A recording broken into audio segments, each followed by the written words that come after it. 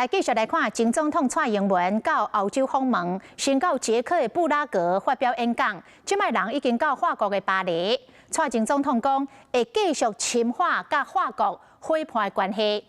美国的媒体报讲，说落来，蔡前总统会到美国来访问。蔡英文办公室是来回应讲，也未经过正式的引述甲报道，无法度评论。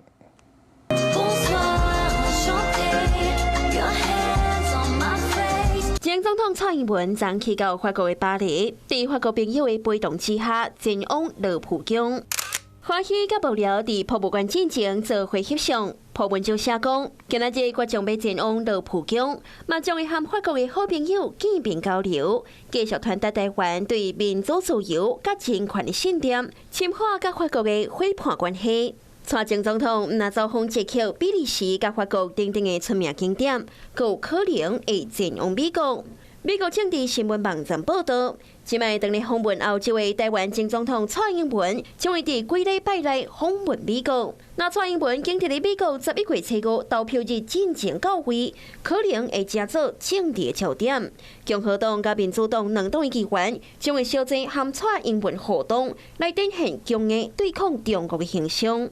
那是蔡英文伫选后到美国总统1月就职进前访问美国，美国新总统将有可能对照和蔡英文见面，来强调美国对台湾的支持。现任总统不管是访欧还是访美，都有它的重要性。那不管是在对我国的外交，那把我们的价值跟我国在国际舞台上面的利害陈述给所有的利害关系人，还是说跟我们的民众的这些侨胞来去这个宣慰，这都是有很大的帮助的。敢有要出访美国？ 蔡英文办公室表示，对相关无经过正式的论述甲报道无法度评论。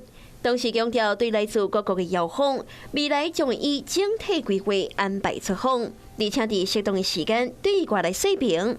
前总统蔡英文下任了后的头一遍出访，虽然中国的打压关系，嘛要互世界看到台湾。 Hello， 我是林仙怡。想要抢先掌握最及时的新闻资讯吗？赶快订阅、按赞、开启小铃铛，锁定华视新闻 YouTube 频道。